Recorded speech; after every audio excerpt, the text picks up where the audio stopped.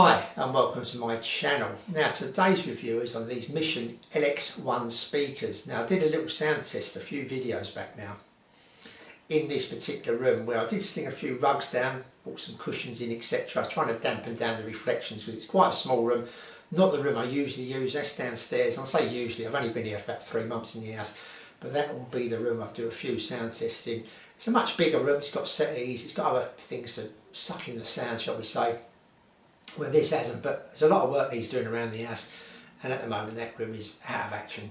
It's going to be quite a while before I get round to using that room again, so I may not put so many sound tests, and if I do it in here again, I shall bring everything in here I can that's going to suck up some sound, or maybe get some wall panels or something, acoustic panels or something like that that may help out. But well, I don't know if I'm going to bother, to be honest with you. See what happens anyway. I may just need to do a sound test here and there just to please some people that like listening to it.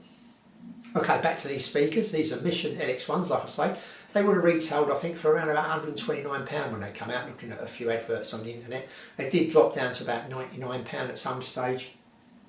The best way to buy speakers, I think, if you don't mind waiting a little bit of time, and that is locally, within a reasonable driving distance, especially when you've got bid ups, etc, because you're going to buy stuff a lot cheaper that way than if you actually want to go and, literally go, I found this pair, I need them now, and by post or bidding or whatever, you're probably going to pay more. So, locally, pick up is a great way to get some bargains. For instance, these here recently, a pair sold on eBay, I think for about £110 in mint condition.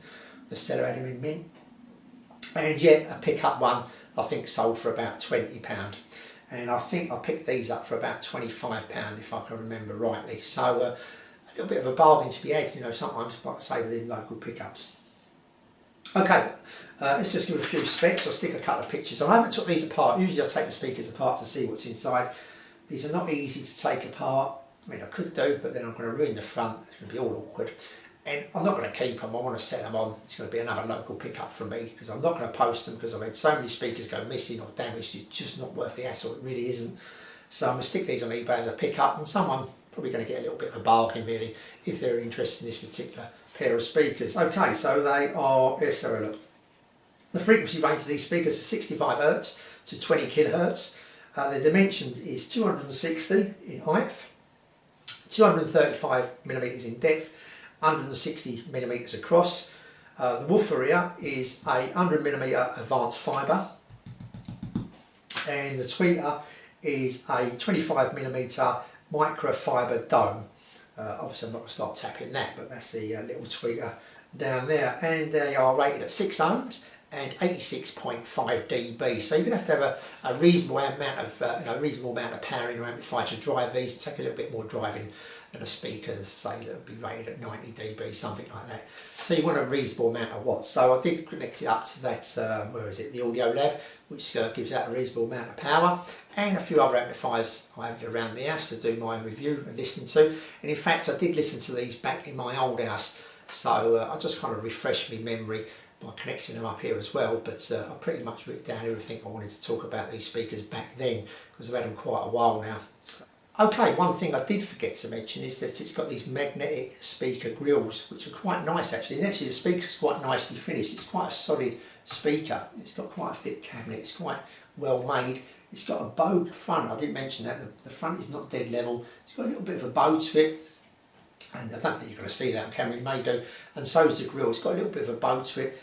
It's just nice, sleek. It's nicely finished for what they cost. Quite a bit of the money's gone into the actual finish of these speakers. And that just clips on there very nicely. Such a nice feeling just to pick it up and plonk it on there like that. It finds exactly where it's got to be, and gets away without having them 4 grill covers. And the only thing with this thing is, like some speakers you get that's got this magnetic grill that you can kind of clip it on the side somewhere or whatever. It doesn't do that with this particular speaker. Once you take it off, you have to put the grill somewhere else. Okay, so how did they actually sound? Now these are quite a nice, pleasant sounding speakers, to be honest. I mean, I had them set up in my old house where I listened to them for quite a bit, get a kind of general feel from them. Just done a little bit of a refresh around here. But these are quite a pleasant sounding speaker. Don't forget they only cost £129, so we're not expecting too much really.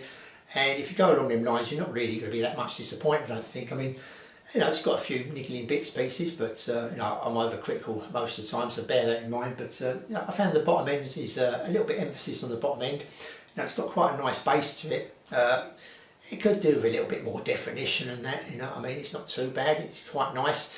It's got quite a nice rhythm to it, the bottom end and that. I just found, you know, the bass guitar was a bit, you know, when he's going through the notes of the bass guitar, they would be, they're not that clear, if you know what I mean. They're kind of a bit one-noted, shall we say. It needs a bit more definition. But other than that, you know, it's okay. And what I do find with, what I found with a few speakers, that a little bit bass emphasis, it kind of interferes with the frequency going up to the mids, and it does a little bit here as well, kind of interferes with their mid kind of frequencies as well, but not too much, nothing to worry about really. Going on to the mids and that, the vocals etc, the vocals sounded quite nice, and then some people mentioned that sometimes these Mission, the vocals are a bit too much in the background. They kind of tendency to focus on the bass and the top end when the vocals trying to take a hit and they go towards the back. But this wasn't really the case here. The vocals sounded quite nice, the male and female. You know, had a reasonable amount of detail and everything. A little bit edgy, but you know, it was all right. You know, it's yeah, the vocals were quite nice. The piano was quite nice. That sounded quite nice. Now the trumpet, sax, and instruments like that, I just found that they were a tad flat. Let's just check my notes here. These were a tad acceptable in that, but they're a little bit tad flat. Just wanted a bit more umph to them. A little bit more, you know, more definition in them instruments, a bit more space around them instruments than that. What was it? You know, just a bit more resonance to them and that kind of thing in them instruments. But that was okay. But I just felt that was a bit flat. And you know, the sound stage in these speakers is quite nice. It's, you know, it's a reasonable sound. So it's a tad on the narrow side, but other than that, it's quite a nice sound stage. It's not got much of a dimension to the sound stage. It's quite a flat sound stage. Hasn't got a lot of dimension to it. So for instance, when I connected up the Wolfdales and listened to a few tracks where I kind of hear the instruments, you know, you may be tapping something or something like that, and it's kind of, you feel like it's just coming here and then the singer's back there kind of thing, and it's kind of like going around the room and it's kind of in that 3D space. These speakers weren't giving any of that really, you know, a tad, but not a lot, nowhere near as much as them Wolfdale Diamond Freeze did. So yeah, it's the space, it's not much depth to the space of these speakers, but you know, it's still quite a nice, like I say, pleasant sounding speakers. The top end was quite nice, had a reasonable amount of detail, didn't have as much detail as them Wolfdale Diamond Freeze. I just found the overall speakers just needed a little bit more space around each instrument. The vocalist, everything really needed a little bit more space, a little bit more definition to it. But other than that, it was okay. Like I say, I'm being overcritical, probably some people are going to say, but all in all, maybe I haven't missed anything off it, just take it up. Yeah, the sound just sounded a little bit cramped in the cabinet. Don't forget, these are quite small cabinets. They sounded a bit cramped in the cabinet, the sound, compared to them Wolfdales, which seemed quite open in the cabinets, you know what I mean? It just didn't sound, the sound was kind of being held hostage in the cabinet. It was kind of had plenty of freedom, plenty of air, and plenty of space, and it could breathe. In the case of these, it wasn't so much the case. There was, you know, just cramped up a bit, struggling to breathe, needed a bit more space. But other than that, the sound stage was quite nice. The instrument placement was okay. Just needed a bit more space around the instruments to kind of pick them out more easily, and kind of like the trumpet players here, the sax players there, rather than this a little bit bland, shall we say. But other than that, they're quite a reasonable speaker for that price, and you've got to go and pick these up second hand, like I say, locally, something like that, for £20 or £30. Whether I buy them for £100 or over £100, if you're going to go and buy a second hand pair off of eBay, getting them posted to you is a little bit of a different story. I think, you know, even though these give out a little bit more bass, the bottom end, than them Wolfdale Freeze do, but it is emphasised a bit. I'd prefer to get them Wolfdale Freeze all day long over these if you was going to go and spend too much money on them. But if you're spending £20 or £30, something like that, I think you're going to be pretty pleased with them, really. Like, you know what I mean? What do you expect for that kind of money? I mean, I went in the shop the other day, I was quite surprised, really. I used to buy HiFi magazines, I used to buy computer magazines, all that kind of stuff on my way to work, a good few years ago now. And I went into Smith's the other day to pick up a few magazines just to pass a bit of time, really. And just for a matter of interest, I was trying to find the price, because years ago, it's quite easy to see the prices usually at the top. And down the side, need a barcode just about readable, $8.99 and $9.99 for a magazine. So when you bear that in mind, you know, for a couple of magazines, 2 or 3 magazines, you're going to get yourself a reasonable pair of speakers here. I think, you know, definitely a, you know, nice, they've got a nice pleasant sound. They've got a pleasant sound, but me being overcritical, they do fall back in a few places, but I still recommend, you know, if you're looking at a pair of these, to go ahead, but don't spend too much. I hope that's helped a bit somewhere along the line.